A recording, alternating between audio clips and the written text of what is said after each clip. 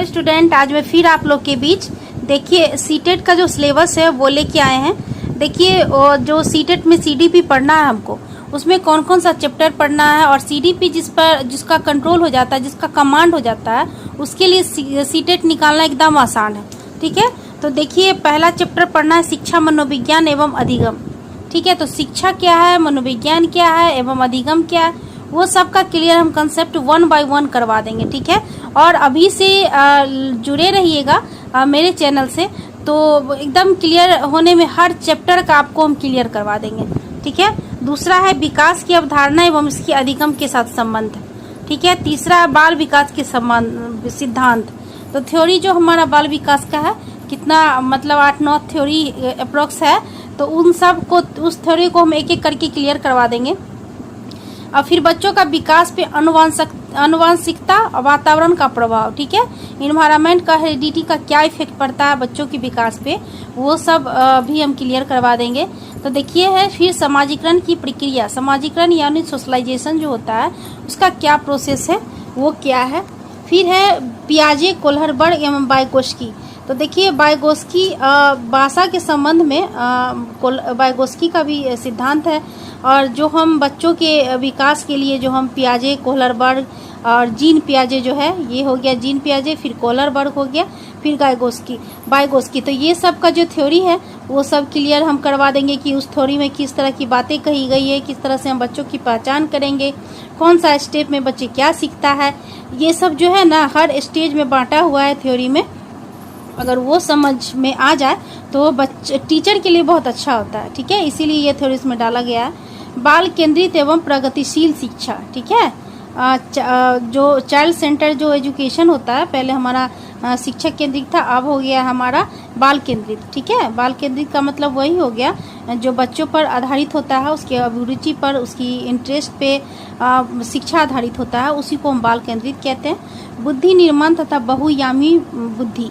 ठीक है, तो बुद्धि का हम अपने पिछले वीडियो में हम बुद्धि का डेफिनेशन, उसकी विशेषता और बुद्धि का कौन कौन सा थ्योरी है वो हम डाल दिए थे। तो आप उस मेरे डिस्क्रिप्शन बॉक्स में जाकर उसका लिंक भी डाला हुआ है, आप जाके वहाँ देख सकते हैं, और प्लेलिस्ट में मेरा वीडियो भी है, तो वहाँ आप सर्च करते हैं। बुद्धि का जितना सारा थ्योरी है, हम सारे थ्योरी को उसमें एक वीडियो में कवर कर लिए हैं, क्योंकि कौन सा सिद्धांत बुद्धि का किसने दिया वो आपको क्लियर हो जाएगा। ठीक है, और वो जानना बहुत जरूरी है, क्योंकि एग्जाम में इससे रिलेटेड क्वेश्चन श्योर आता है। ठीक है, फिर देखिए हम बात करते हैं भाषा और विचार। ठीक है, फिर है समाज निर्माण में लैंगिक मुद्दे। ठीक, फिर है व्यक्तित्व भिन्नता, इंडिविजुअल डिफरेंस की बात हो गई। समाज निर्माण लैंगिक मुद्दा क्या हो गया कि समाज, सोसाइटी का जो निर्माण होता है, तो लैंगिक जो लड़का लड़की का जो विभेद होता है, वो एक जो टॉपिक इशू बनता है, वो क्या है, वो सभी बातें पढ़ना है। ठीक है, तो अभिरुचि एंड रुचि, इंटरेस्ट जो बहुत इंपॉर्टेंट है। सबसे पहले तो हम बच्चा का रुचि देखेंगे और उसके अनुसार पढ़ाएंगे, ताकि हमारा बच्चे का विकास, शैक्षणिक विकास अच्छे से हो पाए। शैक्षणिक या सर्वांगीण विकास की बात कर लेते हैं। ठीक है, हम फिर देखिए अभिक्षमता है, फिर है स्मृति एवं विस्मरण। हम बताए थे कि कुछ चैप्टर है जिस बहुत इंपॉर्टेंट होता है।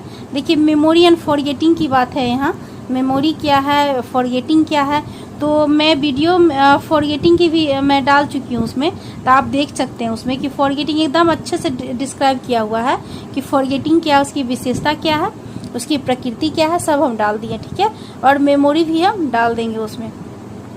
फिर देखिए शारीरिक विकास एवं क्रियात्मक विकास एवं मानसिक विकास। ठीक है, बच्चों का शारीरिक, मानसिक, क्रियात्मक विकास कैसे होता है, किस परिस्थिति में होता है, वो सब भी क्लियर करना जरूरी है। फिर आंकलन एवं मूल्यांकन। ठीक है, कोई बच्चा को अगर हम शैक्षणिक शिक्षा दे रहे हैं तो उसका मूल्यांकन जो है बहुत नेसेसरी है, तभी तो हम समझ पाएंगे कि बच्चे क्या सीखा, क्या कमी रह गई। इसीलिए मूल्यांकन बहुत इंपॉर्टेंट टॉपिक है। फिर देखिए उपलब्धि एवं आंकलन एवं प्रश्नों के निर्माण की तकनीक। ठीक है, अब देखिए समावेशी शिक्षा का सिद्धांत। समावेशी शिक्षा का सिद्धांत हो गया विविध पृष्ठभूमि से वंचित बालक हो गया, पिछड़े, विकलांग तथा मानसिक रूप से पिछड़े बालक हो गया, प्रतिभाशाली, सृजनात्मक एवं विशेष आवश्यकता वाले बच्चे हो गया। ठीक है, विशेष आवश्यकता वाले बच्चे में आप एक चीज देख लीजिएगा कि प्रतिभाशाली जो होता है उसको भी हम विशेष आवश्यकता ही मानते हैं। ठीक है, और विशिष्ट बालक की बात करें तो विशिष्ट बालक 2 तरह के होते हैं, एक प्रतिभाशाली और एक जो मतलब आवश्यकता, जिनको जरूरत है, ठीक है। पिछड़ा बालक जिसको बोलते हैं वो भी होगा, मानसिक रूप से पिछड़े हुए बालक जो होते हैं, यानी इसमें जो प्रतिभाशाली और ये दोनों बच्चे की को ही विशेष आवश्यकता के लिए, स्टडी के लिए चाहिए, शिक्षण के लिए, क्योंकि जो एवरेज जो नॉर्मल बच्चे होते हैं उनके लिए कोई विशेष व्यवस्था करने की जरूरत नहीं होती है, ठीक है। अब देखते हैं अधिगम और शिक्षा शास्त्र, बच्चों का सोचना एवं सीखना, शिक्षण एवं अधिगम, बच्चा किस तरह का सोचता है, फिर कैसे सीखता है, सब प्रोसेस हम बच्चे से ही संबंधित, क्योंकि हम एक टीचर बनने जा रहे हैं तो बच्चे को ही समझना है। और हमारा मनोविज्ञान देखिए, ये बहुत सारा पूरा चैप्टर ही साइकोलॉजी है, क्योंकि देखिए बच्चे किसी की व्यवहार को अगर समझता है तो हमारा जो साइकोलॉजी है वो समझता है, ठीक है।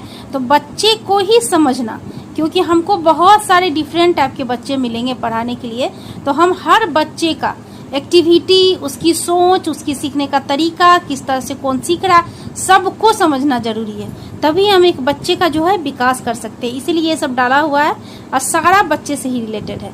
शिक्षण एवं अधिगम, बच्चा एक समस्या समाधान वैज्ञानिक अन्वेषण के रूप में संज्ञान एवं संवेग, ठीक है, संवेग इमोशन की बात करें और कॉग्निटिव की बात करें, अभिप्रेरणा एंड मोटिवेशन जो है, और लर्निंग, ये भी बहुत इंपॉर्टेंट है कि अधिगम लर्निंग में मोटिवेशन का क्या रोल है।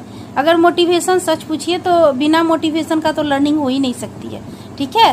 तो जब इसीलिए लर्निंग में मोटिवेशन का क्या इम्पोर्टेंस है, बहुत अच्छा चैप्टर है ये। देखिए हम कोशिश करेंगे आप लोग को एक एक चैप्टर पढ़ा के, और फिर सबसे ऑब्जेक्टिव जो भी बन पाता है सारे ऑब्जेक्टिव को हम मॉक टेस्ट डाल देंगे, ताकि आप लोग का रिवीजन होता रहे, ठीक है।